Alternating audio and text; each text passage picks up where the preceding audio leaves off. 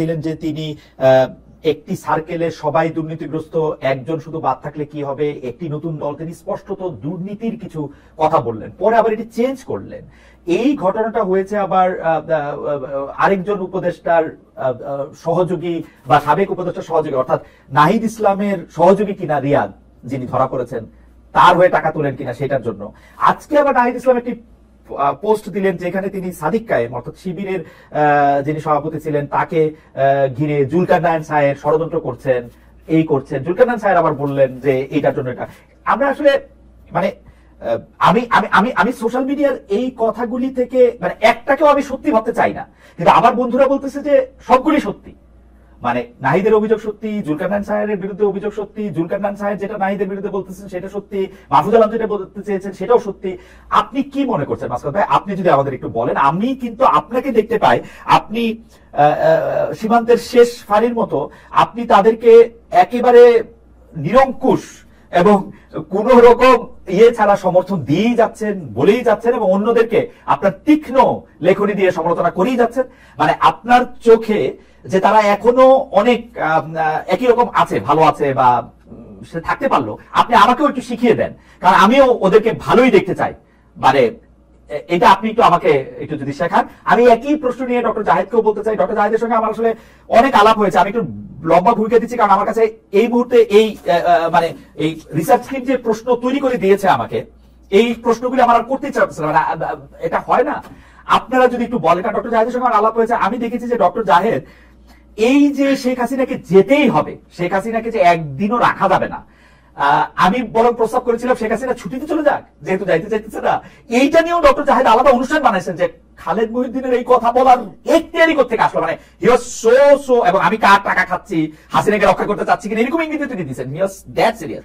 কিন্তু এখন ডক্টর জাহেদের মানে হাসিনাকে তো যেতেই হতো, কিন্তু যেই পথে গেছে সেই পথ, এটা নিয়ে একটু আপনাদের কথা আমি একটু শুনতে চাই। আমি প্রথমে জনাব মাসকাত হোসেন আপনার কাছ থেকে একটু শুনবো, তারপর একটু ডক্টর জাহেদকে শুনি। মাসকাত ভাই, সরি আমি একটু ডিটেইলড একটু বড় কথা বলে ফেললাম। ধন্যবাদ খালেদ।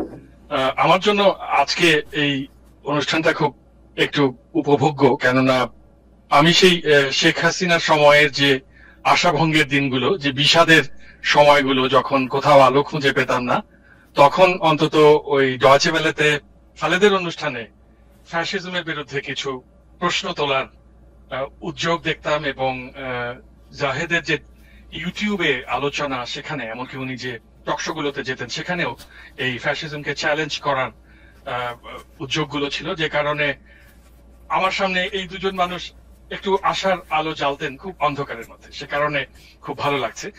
এখন আমরা সবাই তো আসলে মোটামুটি একটু পড়াশোনা করেছি, আমরা ধরুন কথায় কথায় রুশ বিপ্লব, ফরাসি বিপ্লবের কথা বলতে পছন্দ করি, আমরা বিশ্বের নানা জায়গার অভ্যুত্থানেরও অভিজ্ঞতা আমাদের আছে। সুতরাং বাংলাদেশ যেরকম একটা জায়গায় ছিল, সেখান থেকে ধরুন 36 দিনের একটা ছাত্র জনতার আন্দোলনের মধ্যে দিয়ে হয়তো ফ্যাসিজমকে তাড়ানো যাবে, কিন্তু তার প্রেক্ষিতে 5 অগাস্ট সন্ধ্যা থেকে একটা দোজক বেহেশতে পরিণত হবে, এরকম কল্পনা বা ইউটোপিয়া তো থাকার কথা না। আমাদের কারোরই সেরকম কোনো প্রত্যাশা ছিল না, কিন্তু আমার কাছে কেন জানি 5 অগাস্ট সন্ধ্যা থেকেই মনে হয়েছে যে ধরুন যে মানুষেরা কিন্তু মোটামুটি ভাবে 15 বছরের স্ট্যাটাস কোর সঙ্গে একটা সম্পর্ক, মানে সুন্দর সম্পর্ক ছিল তাদের, মানে তাদের ভালোই লাগতে শুরু করেছিল। হ্যাঁ, তারা মন্দের ভালো মনে করতো আওয়ামী লীগকে, সে কারণে কোথাও একটু অসুবিধা হলে একটা উন্মত্ত ষাঁড়ের সামনে বলতো যে এই গরু জানা, মানে খুব মৃদু করে শান্তিনিকেতনী ভঙ্গিতে বলতো। তাদের আমি 5 অগাস্ট সন্ধ্যা থেকে যেরকম প্রতিবাদী কণ্ঠস্বর শুনতে পেলাম, আমার কাছে মনে হয়েছে যে ডেমোক্রেসির ইন্ডেক্সে আমরা আসলে ওই সন্ধ্যাতেই গণতন্ত্রের একটা সূচক ছুঁতে পেরেছি, যে এই যে মানুষগুলো যারা একেবারেই প্রতিবাদের ধারে কাছে ছিলেন না, তারা প্রতিবাদী হতে পারছেন, তাহলে নিশ্চয়ই দেশের পরিবেশের কিছুটা পরিবর্তন হয়েছে। আর এখন এই ক্রেডিট গোজ টু হুম, এটা নিয়ে বাংলাদেশে একটা সমস্যা আমাদের সবসময়ই রয়েছে। আপনি মুক্তিযুদ্ধের পরে দেখবেন যে এখানে কার কতটা অবদান তা নিয়ে নানান রকম জটিলতা তৈরি হয়েছে, আর এর ডিটেলে যাব না, আমরা জানি। সুতরাং এই যে জুলাই বিপ্লব বলি আমি, এটাকে যদিও আপনারা অভ্যুত্থান বলেন এবং কেউ কেউ আন্দোলন বলে প্রায়। তো এটার পরে ক্রেডিট গোজ টু হোম নিয়ে আমি বেশ কিছুটা অস্থিরতা দেখেছি। আমার কাছে না একটা জিনিস যেটা মনে হয়েছে যে এই যে কিশোররা যারা তাদের জীবন দিতে দাঁড়িয়ে গেল, আপনি গুলি করলে একজন মারা যাচ্ছে, বাকি 9 জন দাঁড়িয়ে থাকছে, এই ছেলে মেয়েগুলো ছিল কি, এরা ছিল ফুটবল মাঠের খেলোয়াড়। আর গ্যালারিতে যারা ছিলেন তারা হঠাৎ 6 অগস্ট সকাল থেকে এসে ইতিহাস রচনা করতে শুরু করলেন এবং সেখানে কার কতটুকু স্টেক ছিল সেটা কাঁটা চামচ দিয়ে কেটে কেটে নিতে শুরু করলেন। এই জিনিসটা না আমার কাছে শৈশব থেকে আপত্তিজনক। মানে এর মধ্যে ছোটবেলায় আমার অবশ্যই একটা প্রশ্ন আছে, এর মধ্যে কি ডক্টর ইউনূস এবং তার উপদেষ্টারা ইনক্লুডেড? ডক্টর ইউনূসকে যেহেতু এই তরুণ তরুণীরাই পছন্দ করে এনেছেন এবং উপদেষ্টারা যেহেতু বিভিন্ন আলাপ আলোচনার মাঝ দিয়ে এসেছেন, তাদেরকে আমি সরাসরি এর মধ্যে ফেলতে চাই না, কিন্তু দৃশ্যত তো সেটাই মনে হয় যে তরুণদের একটা বিপ্লব হয়ে গেল, তারপরে ঠিক আছে বাবারা তোমরা এখন ক্লাসরুমে চলে যাও, আমরা আবার দেশটাকে দেখে নিচ্ছি, এরকম একটা ব্যাপার। কিন্তু মাসুদ ভাই, আপনি আমাকে ওই জায়গাটা একটু ধরায় দেন। আপনি তরুণদের বিপ্লব বা তরুণদের বিদ্রোহী হওয়ার অংশে আপনি ঠিকই বলছেন, মানে ওদের বিদ্রোহ, মানে আমরা এখানে যে 3 জন আছি, আমি গালিও খাই প্রতিদিন যে আপনারা 3 জন একই পক্ষের লোক। তো আমি আসলে একই পক্ষের লোক নিয়েই করি, আরেক পক্ষের লোক তো এখন পাওয়া মুশকিল, কারণ আমরা তো পুরো বাংলাদেশ একই পক্ষে ছিলাম। কিন্তু ওই তরুণরা যে বিপ্লবটা করলো, বিপ্লবটা আসলে কি জন্য করছিল? বিপ্লবটা কি করছিল হাসিনা যে 16 বছর ধরে দুঃশাসন চালাইলো, যেটার মধ্যে ওরা এসে এখন আমাদের জিজ্ঞেস করে আপনি 16 বছর কই ছিলেন? এই 16 বছর কই ছিলেন মানে আমরা কথা কইতে কইতে মুখ দিয়ে, তখন ওরা একটাও আসে নাই। এবং হাসিনা যদি ভুল না কইরা ওই যে ওই কোর্টের ওই রিটটা অ্যাকসেপ্টেড না হইতো, চাকরি লেওয়া হবে, একটা জিনিস না হয়তো, ওরা তো এইবারও আসতো না। তো এদেরকে আমার তরুণ বন্ধুরা আমাকে দেখে ভুল বুঝবেন না, এরা শেষ পর্যন্ত দাঁড়ায় ছিল, এদেরকে স্কলারশিপের মোহ দেখানো হয়েছে, টাকা দেখানো হয়েছে, এরা যায় নাই। কিন্তু এরা কি ট্রিগার করলে একটা চাকরি নিয়ে এই 17 বছর ধরে আর কিচ্ছু হয় নাই। এই 16 বছরে অন্যায়ের পর অন্যায় হয়ে গেছে, আমরা চিল্লাইতে গলা ভাইগা ফেলছি। ওই সময় ওরা আসলো না কেন? এরা এখন বিএনপি রে বলে, জামাত রে বলে, জাহেদ রে বলে, মাসকাওয়াত রে বলে, ওরা কই ছিল? ওদের সোনালী সময়টা ওরা কাদের দিল? ব্যাপারটা হচ্ছে যে দেশে ধরেন এইচটি ইমামের মতন একজন বয়স্ক মানুষ, উনি ছাত্রলীগের মিটিং এ গিয়ে বলেন যে তোমরা রিটেন পর্যন্ত দাও, ভাইভাটা আমরা দেখে নিব। এবং যেটা হয়েছে যে 2009 থেকে 2023 পর্যন্ত যা রিক্রুটমেন্ট হয়েছে, সেখানে তারা আবার খানিকটা ফেডারেশন নিটসের মতো চিন্তা করতেন যে তাদের বিশুদ্ধ আওয়ামী রক্ত দেখে নিতে হবে। কত আপত্তিজনক একটা চিন্তা। তো সেই জায়গায় ধরুন আমাদের দেশের যে ছেলে মেয়েরা যাদের সাধারণ পরিবার থেকে আসে, যাদের সেরকম অ্যাফ্লুয়েন্স নেই, তাদেরকে তো একটা কিছু করে খেতে হবে। এবং সেইখানে আপনি জানেন যে বাংলাদেশের প্রাইভেট সেক্টর কতটুকুই বা বিকশিত হয়েছে, সেগুলো এখনো মুদি দোকানের মতন করেই চলে, যে মানে আপনি হায়ার অ্যান্ড ফায়ারের কোনো নিশ্চয়তা নাই। অন্যদিকে সরকারি চাকরি একটা চাকরি যেটা পেলে যেটার মধ্যে শেখ হাসিনার 10 বার সালাম দেওয়া যায়, শেখ হাসিনার 10 বার সালাম দেওয়া যায়। মাসুদ ভাই, আমাদের দর্শকদের এগুলি জানা উচিত। এই সরকারি চাকরিটা আপনি করছেন, যখন মনে হয়েছে করতে পারবেন না, করবেন না, করেন নাই। আমি কিছুদিন করছি নালায়, জাহেদ ওইটার মধ্যে যাই নাই, এখন গিয়ে ওগুলো চাকরি দেয়, পরীক্ষা দেয়। সরকারের হইলো আমলা শাসন সব খারাপ, শুধু সরকারি চাকরিটা ভালো, এইটা হইলো একজন আন্ডারস্ট্যান্ডিং। যে চাকরির মধ্যে গিয়ে আপনার 10 বার ওই প্রধানমন্ত্রীর স্লোগান দিতে হয়, ওই প্রধানমন্ত্রীর জন্য বই লিখতে হয়, ওটা ভালো। ওইটা হয়ে গেল বিকল্প। সে কইছে তো যে ছাত্রলীগ থেকে চাকরি দিব, স্বর্ণখনি তো না, ছাত্রলীগের জন্যই তো চাকরি ঠিক আছে না। কিন্তু যে সমাজে দেখেন ব্রিটিশ সেরেস্তাদার বা মুন্সি হলে, বা ধরুন পাকিস্তানের কেরানি হলে, আপনি বাংলাদেশ আমলে এসে আপনাকে অভিজাত পরিবারের লোক বলা হচ্ছে। কাজে বাংলাদেশে যেহেতু একটা মনের মধ্যে একটা কাস্ট সিস্টেম রয়ে গেছে যে আমাকে খুব অভিজাত হতে হবে, সম্ভ্রান্ত মুসলিম পরিবারের লোক হতে হবে, পথ তো একটাই, আপনাকে সিভিল সার্ভিসে যেতে হবে, স্যার হতে হবে। স্যার ডাক শোনার যে আকুতি আমাদের সমাজ মানুষে, সেখানে আপনি আগে বয়স্কদের সমালোচনা করেন, তারপর তাদেরকে দেখেই তো এই স্বপ্নগুলো তাদের মধ্যে জারিত হয়েছে এই তরুণদের মনে। তারা কোত্থেকে এই স্বপ্নের দৈর্ঘ্য এত ছোট হওয়ার কারণটা কি? কারণ হচ্ছে স্বপ্নের দৈর্ঘ্যটা এইভাবেই বিনির্মাণ করা হয়েছে। আচ্ছা মাসুদ ভাই, এই পর্যায়ে আমি শুধু এই কথা বলি যে ঠিক আছে, তাও আমি ধরে নিলাম, মানে আমার মানে যে আন্দোলনটা যৌক্তিক ছিল, হঠাৎ করে আইসা 30% মুক্তিযোদ্ধার মানে পুত্রকন্যা পর্যন্ত না, সেটা পুত্রকন্যা বয়স মানে কি বলে জানি, পোষ্য কি এক শব্দ বাইর করছিল, পোষ্যরাও হবে, মানে যারা আছে তারা হবে। এটা সাংঘাতিক একটা ডিসপ্যারিটি, এটা আমাদের সবারই এটা প্রতিবাদ করা উচিত। ওরা এটা ভিকটিম, ওরা তো করবেই, আমি এটা। কিন্তু তারপরে তো একটা 5 আগস্ট হইলো, ওদের ওদের আত্মত্যাগের বিনিময়ে হইলো, ওরা রাস্তায় থেকে গুলি খায় একটা মহিলা আরেকটা না গিয়েই হইলো। কিন্তু আসলে আমরা হইতে দেখলাম এমন একটা জিনিস যেটা আমাদের মনের ইচ্ছা ছিল, কিন্তু তারপরে কি হইলো? মানে এটা 1 বছর হয় নাই, আমরা কেন, মানে আপনি বাদে, আপনি এখনো ইমান ধরে রাখছেন, আমাদের ইমান নষ্ট হয়ে গেছে। এই ইমানটা নষ্ট হওয়ার মানে কি, মানে এই দোষ কি আমাদের?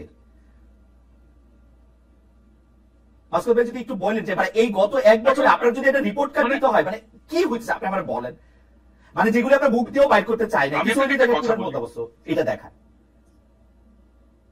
2006 সাল পর্যন্ত ধরেন চাঁদাবাজিটাও যে লেভেলে ছিল, সেখানে একজন রাজনৈতিক কর্মী সারা জীবন চাঁদাবাজি করে এই 2-3 কোটি টাকা হলেই বাস যথেষ্ট। কিন্তু শেখ হাসিনার সময় এসে আপনার পিওনের 400 কোটি টাকা, তারপরে আপনার নিজের মুখে সভাপতি 1000 কোটি টাকা। বাস্কেট ভাই, আমার 400 কোটি টাকা তো প্রবলেম নাই, এটা যে একটা গর্বের বিষয়, এটা যে একটা সংবাদ সম্মেলনে বলা যায়, এবং আমরা সাংবাদিকরা বসে বসে যে এটা আমরা শুনলাম, মানে এইটা না একটা ডিস্টোপিয়ান ওয়ার্ল্ড, মানে এটা আসলে একটা স্বাভাবিক দুনিয়া ছিল না আসলে। ওটা নিজের মুখে এটা বলছে আমার পিওনেরই 400।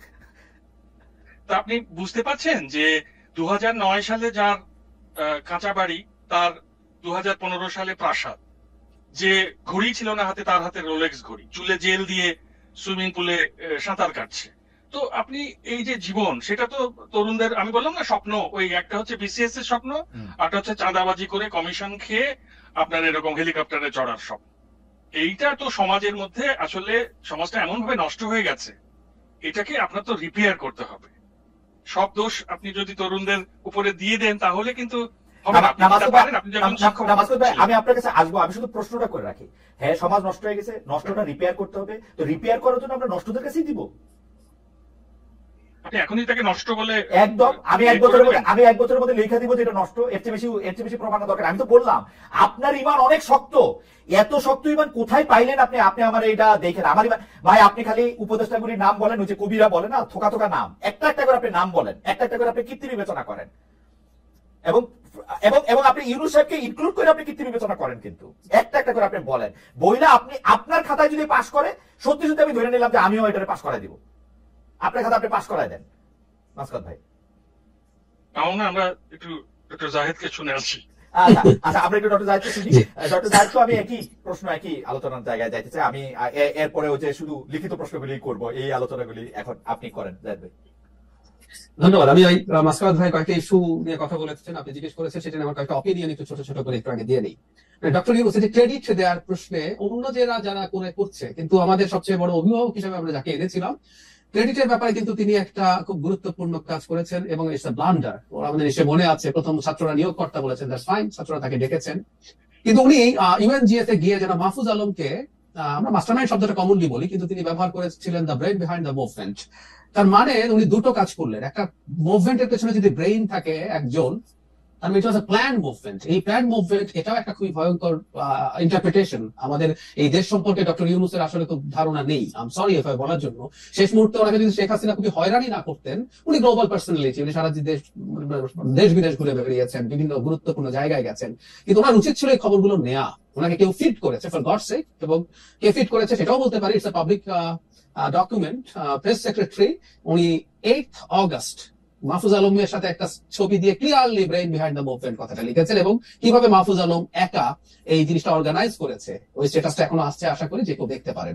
সো এই ঘটনাগুলো ঘটেছে, এবং এই ঘটনাগুলো ঘটাটা আসলে প্রবলেম তৈরি করেছে, এবং উনি নিশ্চিতভাবেই একজন কিভাবে কৃতিত্ব দিলেন, এই মুভমেন্টে কিভাবে হলো, কিভাবে একটা চাকরির জন্য মুভমেন্ট এই জায়গায় এসে ঠেকলো, ওনার এগুলো জেনে শুনে সবকিছু তথ্য নিয়ে আসলে বলা উচিত ছিল, এবং উনি যখন ওই জায়গায় দাঁড়িয়ে কথাটা বলেন, এটা সংকট তৈরি করে। নাম্বার 2 হচ্ছে তাদের উপরে যে এক্সপেকটেশনের কথা।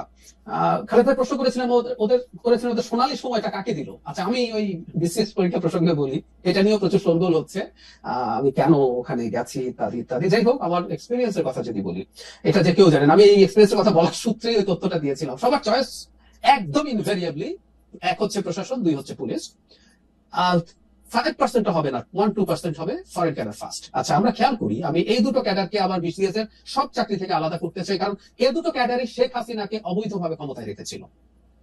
খেয়াল করুন, প্রশাসক, তারা এমন একটা চাকরির পার্ট হতে চেয়েছে যে রিটার্নিং অফিসার বা অ্যাসিস্ট্যান্ট রিটার্নিং অফিসার হিসাবে রাতের ভোট করেছিল শেখ হাসিনার জন্য, যে শেখ হাসিনার হয়ে পিটিয়ে, গুম করে, খুন করে শেখ হাসিনা ক্ষমতায় রেখেছে পুলিশ ক্যাডারে। আমি একদিন একটা টিভি টক শোতে আমার সাথে এবি পার্টির ফুয়াদ ভাই ছিলেন, সাথে হান্নান ছিলেন। তো আমি হান্নানকে এভাবে বলছিলাম ওই শোতেই অন রেকর্ড, যে হান্নান যদি বিসিএস এর পুলিশ হতো, যদি চাকরি হয়ে পল্টনের ওই থানায় যদি তার পোস্টিং থাকতো, হান্নান যদি রাস্তায় থাকতো, সেদিন ফুয়াদ ভাই যদি ওখানে একটা রাজনৈতিক কর্মসূচি আসতো এবং নির্দেশ থাকতো যে মিছিল এই সমাবেশ ছত্রভঙ্গ করো, হান্নান ফুয়াদ ভাইকে পেটাতেন রাস্তায়। এটাই তো চাকরি। তারপরে আমাদের তরুণরা শেখ হাসিনাকে সার্ভ করার চাকরি, এবং যে দুটো চাকরি, অন্য ক্যাডার গুলো ঠিক অতটা সরাসরি সরকারকে ক্ষমতায় রাখার সাথে জড়িত না, যে দুটো ক্যাডার তার সরাসরি ক্ষমতায় রাখার সাথে জড়িত, তারা দুটোতে যেতে। কিন্তু ডক্টর রহমান, আমি মানে আলোচনাটার ইয়ার জন্য আপনার মনে হয় না যে ওরা বিএনপি মডেলটা নিছে? 2018 সালের যে ইলেকশনের মধ্যে যে ইলেকশনটা খারাপ হয়েছে, এই খারাপ কথাটা আমরা বিএনপি নিতে কোয়াইতে আমার মনে আছে যে আমার জীবন বেড়ে গেছে। তারা 36 ঘন্টা পরে না কতদিন পরে গিয়া তারা প্রেস কনফারেন্স করছে, তারপরে নিজেরা গিয়ে জয়েন করছে। টু মাই আদার সারপ্রাইজ, আমি যখন তাদের জানতে চেয়েছি যে তারা আপনাদেরকে জয়েন করলেন কেন, আমরা ভিতরে গিয়েও শেখ হাসিনার বদনাম করতে চাই, সেই জন্য আমরা এটা করছি। তো হান্নান মাসুদরাও তো ভিতরে গিয়া না পিটায়, আপনি কেমনে জানেন, ও তো বিএনপি মডেলও নিতে পারে, না পিটায় শেখ হাসিনারে ভয় দেখাতে পারতো যে আমরা এসেছি এখন তোমাদের এখন সাবধান। আপনার প্রথম যে বিএনপির কথা বলেন, আমি নিজেও খুব অবাক হয়েছি। বিএনপি তার ইতিহাসে যতগুলো ডিজাস্টারাস ডিসিশন নিয়েছে তার মধ্যে এটা অবশ্যই একটা। কিন্তু যেটা হয়, একটা এমপি একজন ইন্ডিপেন্ডেন্ট মানুষ, একটা সরকারি চাকরি যখন কেউ করতে যায় তাকে আসলে ওই অর্ডার গুলো পালন করতে হয়। ধরে নিলাম চাকরি করতে করতে কোনো এক সময় তারা ইউএনও হলেন, আফটার সাম ইয়ার্স তারা মানে অ্যাসিস্ট্যান্ট রিটার্নিং অফিসার হবেন, শেখ হাসিনা আবারও চুরি করবেন, তার পক্ষে তো সম্ভব ছিল। রহমান, তাহলে আপনি আমার এতজন বন্ধুরে চাকরির থেকে বাদ দিলেন কেন? এতজন বন্ধুর বিরুদ্ধে মামলা দিলেন কেন? এতজন বন্ধুরে কেন আপনি বাইর করলেন যে এরা ডিসি থাকা অবস্থায় এই বদমাইশিগুলি করছেন? শেখ হাসিনা কইলে কোন ডিসির কোন মাথা যে সে কিছু আমি বের করলাম, কারণ হচ্ছে আপনি আমার সাথে অনেক ভালো জানেন, সেটা হচ্ছে ওনারা প্রজাতন্ত্রের কর্মচারী, ওনারা শেখ হাসিনার ক্যাডার না, এবং বেআইনি কোনো কিছু করার জন্য তার রেসপন্সিবিলিটি শুধুমাত্র তার। আমি একটা জিনিস কোট করি, যেমন ধরুন এক্সট্রাজুডিশিয়াল কিলিং হচ্ছে, কোনোদিন যিনি হাতে এক্সিকিউট করেছেন কোনোদিন তিনি বলতে পারেন না যে প্রধানমন্ত্রী আমাকে বলেছে বলে এই গুলিটা আমি করেছি। বা কাস্টোডিয়াল টর্চার, এটাও বেআইনি ব্যাপার, এটার দায় তাকে এককভাবে নিতে হবে। আমরা তাকে এই কারণেই শাস্তিগুলো দিচ্ছি। তো আমি যে কথাটা বলছিলাম খালেদ ভাই, আপনি যে আশাহত যতটা হয়েছেন, আমি আসলে এতটা আশাহত হই নাই। আমার ইমান আসলে আগেই ছিল। আপনি ইমান রাখছিলেন, মাস্টার ধরে রাখছেন, আমার ইমান আগেই ছিল না। আমি যে তরুণরা এইরকম জায়গা থেকে উঠে এসছে, এবং একমত মাস্টার ভাইয়ের সাথে একেবারেই, এইরকম পচে যাওয়া একটা সোসাইটি যেটা সোশ্যাল অ্যাকসেপ্টেন্স আছে, আমি কথাটা ইদানিং রিপিটেডলি বলছি, এখন এই করাপশন, এইরকম দুর্বৃত্তায়ন আমাদের কালচারের পার্ট হয়ে গেছে। খেয়াল করুন, আমরা কি এই প্রশ্ন এই দেশে করি? আপনি অনেকদিন দেশে আসেন না, মাস্টার ভাই আসেন না, কিন্তু আপনি নিশ্চয়ই খবর রাখেন। আমাদের সমাজে কি কোনোদিন আমরা এই প্রশ্ন করি, একটা ছেলে বিসিএস চাকরি পেলো বা সরকারি থার্ড ফোর্থ ক্লাস গ্রেডের চাকরিও যখন পায়, রাতারাতি তার একটা গাড়ি হয়ে যায়, রাতারাতি তার একটা ফ্ল্যাট হয়ে যায়? আমি ন্যূনতম কোনো প্রশ্ন দেখি না, বরং আমরা প্রত্যেকে চাই আমার সন্তানটাকে ওখানে হাজির হোক। সো এই যখন অবস্থা, সেই তরুণদের সামনে যখন, আমি আবারও বলছি সব তরুণ করাপ্ট হবে আমি তাই মনে করি না, এটা উল্লেখযোগ্য অংশ হবেই। স্ট্যাটিস্টিক্যাল যে প্রবাবিলিটি আছে সেটা তাদের ক্ষেত্রেও প্রযোজ্য, কোনো সন্দেহ নাই। তো সেই তরুণের সামনে যখন এরকম অবারিত সুযোগ আসে, it's the same thing. BCS চাকরি হয়ে আপনি ঘুষ খান আর চাঁদাবাজি করেন, এর মধ্যে আলাদা কিছু নাই। বরং কম বয়সে তারা অনেক 1-2 কোটি খাওয়ার জন্য তো বিসিএস যে জায়গায় যেতে হতো, কম বয়সে তারা সেটা দেখে ফেলছে। তো এটা করবেন তো? আমি শুধু বোঝার জন্য, যেহেতু আপনি এগুলি কাছে থেকে বিশ্লেষণ করেন, আমি দেশে সর্বশেষ গিয়েছিলাম 2024-এর ইলেকশনটা যখন হয়েছে, তো সুতরাং আমিও একটু আমার কাছে কিন্তু পরে মনে হয়েছে যে এই কথাটা হয়তো ঠিক। তারা যে আন্দোলনটা করতেছে সেটা একটা চাকরিকে ঘিরা না। 2019 সালের পর থেকে তারা সংগঠিত হইতেছে, সেটা যদি চাকরি হোক, নিরাপদ সড়ক চেয়ে আন্দোলন হোক, এমনকি আমার ঝাড়ু দেওয়ার অধিকারও হোক, এরকম একটা কিছুকেও যদি তারা জাতীয় আন্দোলনে পরিণত করতে পারে, তারা আসলে আলটিমেটলি আন্দোলনটা করতেছিল শেখ হাসিনাকে ফেলে দেয়ারই। এতে তাদের সবচেয়ে বেশি সহায়তা করছে শেখ হাসিনা নিজে, কিছু গুরুত্বপূর্ণ সিদ্ধান্ত নিয়ে যেগুলিতে তাদেরকে আসলে সাহায্য করা হয়েছে তাদেরকে। তো আপনার কাছে এইটা এরকম মনে হয় না যে আসলে চাকরিটা না, তারা আসলে সংগঠিত হইতেছিল একটা কমন কজকে ঘিরা, যেটাতে তারা আসলে শেখ হাসিনাকে ধাক্কা দিতে পারে? আমি মনে করি না। তাদের অনেকের ভেতরে এই ইচ্ছা ছিল না তা বলছি না। আমি আমার রিটেন ডকুমেন্ট আছে, আমি অনেকগুলো কলামে এটা লিখেছি, আমি আমার ভিডিওতে বলেছি। আমি বাংলাদেশের তিউনিসিয়া মডেলের একটা ঘটনা ঘটবে, আমি সেটা একদম ক্লিয়ারলি বলেছি। কারণটা হচ্ছে মানুষ ক্ষুব্ধ হয়ে আছে। আপনি চাইলেও আসলে এগুলো যে অর্গানাইজ করে করাতে পারবেন নট নেসেসারি। আপনার প্ল্যান থাকতে পারে একটা অংশের, এটা আমি দ্বিমত করছি না, কিন্তু আসলে এটা হোক বা অন্য কারো নেতৃত্বে, ধরলাম ওরা না, অন্য কেউ সামনে আছে, মানুষ যদি সামহাউ এটা ট্রাস্ট করতে পারতো যে এটা হবে, এবং শেখ হাসিনার ওই ব্রুটালিটি যদি যোগ না হতো, অন্য ক্ষেত্রে যদি হতো, তাহলে অন্য কেউ করলে এটা হবে। মানে বোয়াজিজির আগুন দেওয়ার ঘটনায় আসলে কি হয়েছিল, সমাজে বছরের পর বছর যে ক্ষুব্ধতা মানুষের মধ্যে তৈরি হয়েছিল, সে আসলে নেমে গেছে। ঠিক এই ঘটনা ঘটেছে। সুতরাং এটা তাদের কারো চিন্তা থাকতে পারে, কিন্তু তারা পরিকল্পনা করে এমন একটা কিছু ঘটাতে পারবে, কারণ এর মধ্যে শেখ হাসিনার অনেকগুলো কাজ, শুধুমাত্র তার একটা উক্তি না। যেমন ধরুন, আমি প্রায় বলি 16 তারিখ যদি সাইদ মারা না যেত এবং সেটা যদি ভিডিও না থাকতো, আমি এটা একটু যোগ করতে চাই। ধরুন আমরা একটা বর্ণনা পড়লাম যে একজন নিরস্ত্র তরুণকে পুলিশ গুলি করে হত্যা করেছে, তার দুহাত প্রসারিত ছিল, কিছু আসতো যেত না আমাদের কাছে, হয়তো আর বাকি 5টার মৃত্যু হতো। 5টার মৃত্যু বিরাট সংখ্যা, কিন্তু সাইদের ভিডিওটা আমরা যখন দেখলাম একটা ফাঁকা জায়গায় দাঁড়িয়ে একজন তরুণ এই করছে, পৃথিবী নড়ে গেছে। আমি ভারতের মিডিয়াকে দেখছি, তখনও ভারতের মিডিয়া অবাক হচ্ছে যে কিভাবে এই ঘটনা বাংলাদেশে ঘটতে পারে।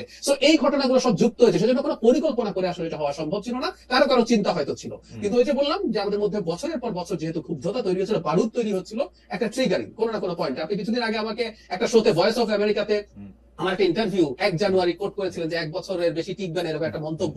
আমি সেটা বলেছিলাম মূলত এই কারণে, এবং একটু যোগ করি, 2018 সালে নিরাপদ সড়ক আন্দোলনের সময় এই ধরনের একটা প্রবাবিলিটি তৈরি হয়েছিল মানুষ নামা, কিন্তু মানুষ নামে নাই। আমার ইন্টারপ্রিটেশন হচ্ছে ওই সময় অর্থনীতি তুলনামূলকভাবে ভালো ছিল, অথচ তখন কিন্তু পেটানো হয়েছিল স্কুলের বাচ্চাদের। তারপরে কিন্তু আমরা মাঠে নামি নাই ওইভাবে। কিন্তু পরবর্তীতে 24-এ এসে আমাদের সব সমস্যা তো থাকলোই, কিন্তু ফাইনালি যেটা হয় ইকোনমিক ক্রাইসিস। একটা মা যখন তার বাচ্চার ডিম অর্ধেক করে ফেলে একটার জায়গায়, একটা মানুষ যখন মাছের কাঁটা কিনে খায়, একটা মানুষ 3 ঘন্টা দাঁড়ানোর পর যখন টিসিবি ট্রাকের পণ্য 2 ঘন্টার পর দেওয়া যায় শেষ হয়ে গেছে, এই ক্ষুব্ধতাগুলো যুক্ত হতে থাকে। সো 24-এর এইটা কোনো না কোনো একটা পয়েন্টে কোনো না কোনো একটা ইস্যু দিয়ে বেরোতো। এখন এটা পরিকল্পনা করে কেউ ঘটাতে পারবে না, এটা ঘটে গেছে এবং তারা সামনে ছিল। আজকে আপনার কাছে একটা নতুন কথা শুনলাম ইমানের প্রসঙ্গে। ইমানটা ভালো হয়েছে এই যেটা, কারণ আপনি বলছিলেন যে আপনি ইমানই রাখেন নাই। এই কথা কি ঠিক? এই কথা তো মনে হয় আপনি এখন আমার থেকেও অন্য আরেকটু নেতিবাচক জায়গা থেকে কি বলতেছেন, কারণ আপনি তো মানে কোনো আশা এদের জন্য রাখেন না, এটা আমার মনে হয় নাই। মানে প্রথম 2-3 মাস তো অবশ্যই মনে হয় না। মানে আমি যদি বলি 2024 আমি হ্যাঁ একদম, আমি প্রথম থেকে কি করেছি একটু বলি। মানে আমি পার্সোনাল লেভেলে অনেক কথা বলতাম, আমি চেয়েছি একটা সরকার তৈরি হয়েছে, তরুণরা আসুক। মানে আমার কোনো একটা ভিডিওতে বলা আছে এরকম যে আমি খুব চাই, বা একটা কলাম আছে, এনসিপি যেদিন প্রথম তৈরি হয়েছে সেদিন আমি লিখেছি বা বলেছিও, একটা বিশ্লেষক হিসেবে যদি দেখি এই দলটার কোনো ভবিষ্যৎ আমি দেখি না, আমি বলেছি। কিন্তু আমার ভেতরে চাওয়া হচ্ছে এনসিপি অসাধারণ দল হিসাবে গড়ে উঠুক। কারণ বাংলাদেশে আমি যেহেতু একজন সেন্ট্রিস্ট মানুষ, বা আমি আমাকে সোশ্যাল ডেমোক্রেট হিসেবে পরিচয় দিতে পছন্দ করি, বাংলাদেশে বিএনপির বিকল্প হিসেবে একটা ইসলামিস্ট প্রধান শক্তিতে পরিণত হোক। কিন্তু ডক্টর রহমান, এখানে আমার একটা অবজারভেশন আছে আপনার নিয়ে। সেইটা হচ্ছে আপনি কিন্তু একটা ভালো এনসিপি চাইছেন। সেই এনসিপিটা কেমন জানেন? এটা ছোটদের বিএনপি, মানে জামাত হবে না, অনেক বাম হবে না, কথা শুনতে তো একটা বিএনপি তো আছে। আপনি একটা ছোটদের বিএনপি তো চাইছেন মনে হয়, সেই জন্য এনসিপিটা আপনার খুব বেশি ভালো লাগে নাই আমার মনে হয়। আমি খুব ছোট, আমি না না আমি বলি আমার কথা, আমার খুব ছোটদের বিএনপি না চেয়েছি তাও না। এখন এটা আমার পলিটিক্যাল আইডিওলজির কথা বলি, ইন্টারেস্টিং ডিবেট এটা। 5th আগস্টের পরে একটা জিনিস হচ্ছিল যেটা নিয়ে আমি সমানে অ্যালার্মিং দিয়ে গেছি, সেটা হলো আমরা ইডিওলজিক্যাল ডিবেটে অনেক ঢুকে গেছি। আমি এই কথা রিপিটেডলি বলেছি, যখন আমরা আইডিওলজিক্যাল লাইনে আমাদের পলিটিক্সকে সাজাবো, এটা জনগণের জন্য ক্ষতি এবং বিএনপির জন্য সুবিধা। আমি বিএনপির লোকজনকে সামনাসামনি এই কথা বলি, তখন হয় কি আমাদের ওয়েলফেয়ারের আলোচনা কমে যায়, আমরা জনগণের জন্য কি করব, আমাদের গভর্নেন্সের আলোচনা চলে যায়। বিএনপির এই বিশ্বাস করেন আগামী নির্বাচনে যদি একটা রাইটিস ফোর্স দাঁড়ায় তার সাথে কম্বাইন দিই, তখন দেখা যাবে আসলে বিএনপি জাস্ট ওই পয়েন্টেই একটা বিরাট অংশের ভোট পেয়ে যাবে। যদি রাইটিস্ট আসছে তাকে ঠেকাও, পরবর্তী নির্বাচনেও যদি বিএনপি গুড গভর্নেন্স না দেয়, করাপশন করে, ভালো নির্বাচনের কথাই বলছি, মানুষ মনে করবে বিএনপিকে ভোট দেওয়া। আমার মনে হয়েছিল এই ইডিওলজিক্যাল ডিবেট গুলো সরিয়ে রেখে, যেমন মধ্যপন্থা সেন্ট্রিস্ট পলিটিক্স তো একটা স্পেকট্রাম, কেউ যদি সেন্টার লেফট হয়, কেউ সেন্টার রাইট হোক, বা কেউ লিবারেল হোক, সেটাও একটা স্পেকট্রাম। সবাইকে আবার হুবহু একই হইতে হবে তা তো না। না কিন্তু ডক্টর জাহেদ, এটা একটা ইন্টারেস্টিং, মানে আপনি আপনার একটু খেয়াল করেন, আজকে না হলো 5 বছর পরে খেয়ালটা কিরকম। আপনি যেরকম একটা রাজনীতি, একটা রাজনৈতিক ব্যবস্থা, বা যেরকম একটা সরকার দল আপনি চিন্তা করতেছেন, হয় না সব রাস্তায় রোমের দিকে যায়, আপনার সব যুক্তি কেন জানি মানে বিএনপির দিকেই যাইতেছে। মানে বিএনপি যেরকম, মানে এইটা মাঝখানে ভাই হাসতেছেন, হাইসা জাহিদ ওইটা হাসছে, কিন্তু আপনি খেয়াল করে দেখেন, আপনি ডক্টর জাহিদ রহমান আর জনাব তারেক রহমান হওয়ার কথা ছিল না। এটা হওয়ার কথা ছিল যে ডক্টর জাহিদ রহমান যে চাপটা আসলে সরকারের উপরে রাখতেছেন, আমি সক্রেটিসের কথা ধার করে কইতে চাই যে সে ডাস পোকার মতো, বা সক্রেটিসের কথা বলে অন্য তার ছাত্ররা যে কথা বলছে সেইটা না হইয়া বড় এটা যেন বিএনপিরই একটা বিনির্মাণ করতেছে, এটা আমার মনে হয়। এবং অনেকের মনে হয়, অনেকের আরো কি মনে হয় জানেন ডক্টর জাহেদ? অনেকের মনে হয়, আরো মনে হয় হচ্ছে ডক্টর জাহেদ, আপনি যে এখন বিসিএস ভাইবা নিতেছেন, আপনিও কোনো না কোনো ভাবে একটা লোক যথেষ্ট পরিমাণে বিএনপি, মানে সেটা কিন্তু বিএনপি না, আপনার মনে কিছু প্যারামিটার আছে। সেই প্যারামিটারটা হচ্ছে যে আপনি কি যথেষ্ট পরিমাণ ডানপন্থী, আপনি কি মৌলবাদী, আপনি কি যথেষ্ট পরিমাণ বামপন্থী, আপনি কি আওয়ামী লীগের প্রতি সফট, এগুলি বাদ দিয়া এটা ভালো, মানে এটা হিজবুত তাহরির না, হিজবুত তাহরির না, মানে হিলফুল ফজলে চড়া ভালো ছাত্রের একটা বিএনপির খোঁজে আপনি আছেন কিনা ডক্টর জাহেদ? এটা আপনি একটু বলবো নিশ্চয়ই। আমি একদম প্রকাশ্যে একটা কথা বলেছি, এটা নিয়েও প্রচুর ডিবেট হচ্ছে, সেটা হচ্ছে আমি এরকম একটা কথা বলেছিলাম যে এই মুহূর্তে, বাক্যটা আগে বলি, অনেক পত্রিকা এটার ফটো কাট করে ছেড়ে দিয়েছে, আমার বিস্তারিত কথাটা সেখানে ছিল না, অনেকে পড়েনি, যে এই মুহূর্তে বিএনপি ছাড়া আমাদের কোনো গতি নাই। আমি এটা আবারও এখানে বললাম। কেন বললাম? আমরা দল করতে হবে নট নেসেসারি, কিন্তু আমাদের প্রত্যেকের পলিটিক্যাল ইডিওলজি আছে। আমি আমি রাজনীতিকে কেমন দেখতে চাই, বাংলাদেশের ভবিষ্যৎ কার হাতে থাকুক আমি চাই, সেটা নিয়ে আমার একটা চিন্তার জায়গা আছে। আমি যদি গ্রোসলি এটুকু বলি সহজভাবে বোঝার জন্য, আমি যদি সেন্ট্রিস্ট মানুষ মনে করি, বাংলাদেশে এই মুহূর্তে উল্টো দিকে আরেকটা রাইটিস্ট ফোর্স, আমি একদম এক্সট্রিম রাইটের কথা বলছি না, যে রাইটিস্ট ফোর্স গুলো, এটা নিয়ে আমার ডিবেট আছে, আমি সময় থাকলে বলবো, এটা নিয়ে আলাপটা করছি, যারা কনস্টিটিউশনাল পলিটিক্স করে, ধরুন আমি নাম বলছি জামায়াতে ইসলামী, ইসলামী আন্দোলন, যারা কনস্টিটিউশনাল পলিটিক্স করে বলে দাবি করে বলছি, আমি পরে সুযোগে এটা নিয়ে কথা বলবো, যে তারা আবার শরিয়ার কথাও বলে কায়েম করবেন, কোন মানব রচিত আইন থাকবে না বলছেন, সেটা আবার কিভাবে ফিট ইন করে, যে ডিফারেন্ট ডিবেট। কিন্তু এই আইডেন্টিটি পলিটিক্স এর বিরুদ্ধে আমার খুব স্পষ্ট অবস্থান আছে। আমি ভারতের বিজেপির বিরুদ্ধে এত কথা বলেছি, আমার ইউটিউব চ্যানেল কিন্তু ভারতে অফিসিয়ালি বন্ধ করা হয়েছে, officially I got a mail. So আমি, আমার একটা নীতিগত অবস্থানের জায়গা আছে। এমনকি আওয়ামী লীগের বাঙালি জাতীয়তাবাদ, আমি প্রথম আলোতে কলাম লিখেছি যে আমরা বলছি যে বাঙালি জাতীয়তাবাদ দিয়ে আমরা আমাদের বিভেদ ছড়াতে পারবো, আমি বলছি স্টিল এটা একটা আইডেন্টিটি এবং এটা অন্যকে এক্সক্লুড করে। সেই কারণে আমি মনে করছি শর্ট টার্মে আমরা যারা মধ্যপন্থী মানসিকতার মানুষ, সেই কারণে আমার মনে হয় এই বিএনপি ছাড়া শর্ট টার্মে একটা অল্টারনেটিভ আমি যেরকম চাই তৈরি হওয়ার আগ পর্যন্ত this is the only option আমার মনে হয়। আপনার মধ্যপন্থা এবং বিএনপি নিয়ে মানে এটা হয় কি, মানে ঠিক টেলিভিশন লাইভ আলোচনার বাদে আমরা যদি দর্শকদের উপস্থিতিতে এটা নিয়ে আমার আপনার স্পেসিফিক কিছু কথা বলার আছে, আপনারই শুধু না, মানে বিএনপি মধ্যপন্থা দল কিনা, বিএনপি আসলে বাংলাদেশে কোথায় নিয়ে যাবে, একটা মধ্যপন্থা দলের বাংলাদেশের প্রয়োজনীয়তা এবং এটা নেতৃত্ব আসলে বিএনপি দিতেছে কিনা, কেন এনসিপি থেকে দূরে সরতেছে, আমাদের কখনো সুযোগ হলে আমরা একটা দর্শকদের একটা আমি একটু মাসকাত ভাইয়ের কাছে যেতে, তো মাসকাত ভাইয়ের কাছে যাওয়ার আগে আমি দর্শকদের কাছে একটু জানতে চাইছিলাম একটা প্রশ্ন, সেটা হচ্ছে এরকম যে রাষ্ট্রীয় স্বীকৃতির পক্ষে থাকলেও জুলাই সনদ ও ঘোষণাপত্র সংবিধানে যুক্ত করার বিপক্ষে বিএনপি। প্রিয় দর্শক, আমরা জানতে চেয়েছিলাম যে দলটির অবস্থান সঠিক বলে মনে করেন কিনা। শতকরা 37% মনে করছেন যে দলটির অবস্থান সঠিক, মানে বিএনপির অবস্থান সঠিক, শতকরা 63% মনে করছেন যে সঠিক না। 45,000 দর্শক এখানে ভোট দিয়েছেন। আমি একটু মাসকাত ভাইয়ের কাছে যাই, যে মাসকাত ভাই, আমি এবারের প্রসঙ্গটা আনতে চাই, যে একটা আইডেন্টিটি পলিটিক্স এর প্রসঙ্গ আসলে ডক্টর জাহেদ তুললেন। আমাদের কথা হইলো আইডেন্টিটি পলিটিক্সের কথা আপনি বাদ দেন, আমরা যদি খালি আইডেন্টিটির জায়গায় আমরা থাকি, তাহলে আমরা কেন এই যে এনসিপি কে কখনো সাংঘাতিক ভাবে আমাদের মনে হইতে থাকে যে একটা দলের পক্ষে, মানে এটা যদি জামাত ইসলামী হয় বা ইসলামী পন্থী একটা রাজনীতি হয়, সেটার দিকে তারা অনেক বেশি ঝুঁকে আসে। যদি এটা হেফাজত ইসলামী হয়, তাদের লোক ওখানে গিয়ে আসে, তারা এটা সেটা বলতেছে সবগুলি জায়গায়। আবার কখনো কখনো তাদের দলের আহ্বায়ককে আপনি চিন্তা করে দেখেন, আজকে নাহিদ ইসলামের যখন উনি ফেসবুক স্ট্যাটাসটা দিয়েছেন, তখন বোধহয় খুব সকাল হয় না আমার এখানে, আমি এখন ঠিক মনে করতে পারছি না আমি কখন স্ট্যাটাসটা দেখলাম, আমার মনে হয় আমি খুব সকালে দেখছি। আমি খুবই চিন্তা করতে থাকলাম যে নাহিদের মতো বিচক্ষণ একজন রাজনীতিবিদ কেন সাদিক কায়ুম সমন্বয়ক নন, কেন শিবিরের ক্রেডিট এখানে ছিল না, এইটা এরকম ওনাকে এত বেশি করে লিখতে হচ্ছে। আপনি কি এই জায়গার আইডেন্টিটিটা আমাদের একটু বুঝাই দিবেন, মানে এনসিপি কে আসলে কি প্রমাণ করতে হইতেছে? এই জিনিস কিন্তু মাহফুজকে দিয়েও আমরা দেখছি, হাসনাত আব্দুল্লাহ সাহেবকে দিয়েও দেখছি, সাজিদ আলম সাহেবকেও দিয়ে দেখছি, মানে আপনি জানেন, মানে আমাদের দর্শকরাও জানেন, আপনি যদি একটু আমাদের বলতেন যে এই আইডেন্টিটিটা কি আসলে এনসিপি বুঝাইতে চাইতেছে দর্শকদের। আমি তো দর্শকদের আগ্রহের জায়গা বলে রাখি, দর্শকদের মূল আগ্রহ কিন্তু এনসিপির দুর্নীতি, এনসিপির লোকজন, বিশেষ করে আসিফ মাহমুদ, সজীব ভুইয়ার বাবা, তারপরে হচ্ছে তারা কত টাকা চাঁদা টাকা নিল, এগুলি নিয়ে। কিন্তু আমি মনে করি যে এই ব্যাপারগুলি আমার জানার আগ্রহ আছে, আমার যারা দর্শক আছে তাদেরও জানার আগ্রহ আছে, এনসিপির আইডেন্টিটিটা আসলে কি, বা তারা আইডেন্টিটিটা প্রমাণ করার জন্য কি কি করতেছে। ব্যাপারটা হচ্ছে যে গত বছর বৈষম্য বিরোধী আন্দোলনের সময় মোটামুটি 16 জুলাই থেকে আমি একটু ফলো করছিলাম ভারতের কয়েকটা মিডিয়াকে, তো সেখানে ওই 16 জুলাই সন্ধ্যা থেকেই দেখা গেল যে ভিনা সিক্রির মতো থিঙ্ক ট্যাঙ্করা তারা বলতে শুরু করলেন যে এটা উগ্রপন্থীদের আন্দোলন, এটা ডানপন্থীদের আন্দোলন, এটা মৌলবাদীদের আন্দোলন, এখানে অনেক জঙ্গি এবং জিহাদি ঢুকে পড়েছে। তো ওই যে একটা ন্যারেটিভ, ওই ন্যারেটিভকে আপনার মোটামুটি ভাবে আমাদের দেশের সোশ্যাল মিডিয়ায় সমর্থন করার লোকেরও অভাব ছিল না, যারা রোদ ঝড় বৃষ্টিতে শেখ হাসিনার সঙ্গে থাকতে চেয়েছেন এবং যারা ওই রকম গোলাগুলির মধ্যে, রক্তপাতের মধ্যে ঢাকা বিশ্ববিদ্যালয় ক্যাম্পাসে কৃষ্ণচূড়ার ফুল ফুটতে দেখছিলেন।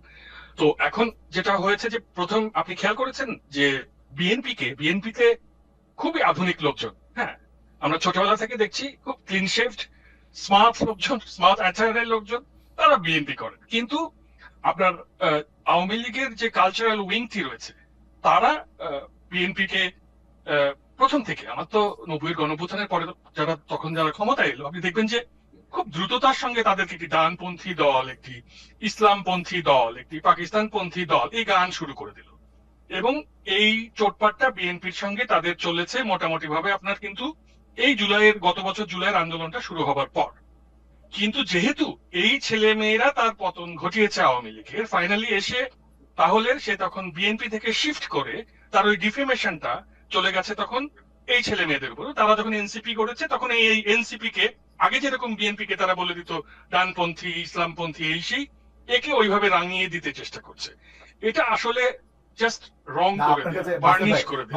আপনার কাছে মনে হচ্ছে না যে এই রং দেওয়ার ক্ষেত্রে তারা নিজেরা নিজেদেরকে হেল্প করতেছে? তাদের কথাবার্তা মুক্তিযুদ্ধ নিয়ে, তাদের কথাবার্তা চেতনা নিয়ে। আওয়ামী লীগ চেতনা বিক্রি করছে, তো তোর মুক্তিযুদ্ধের সাথে কি? আওয়ামী লীগ একটা খারাপ কাজ করছে। আপনি দেখেন, আপনি যে রঙের কথা কইতেছেন, যেটা আওয়ামী লীগের লোকজন দিতেছে, তারা তো নিজেরা সেই রঙে রঙিন হওয়ার জন্য তারা 3 গুণ ব্যস্ত হয়ে আছে।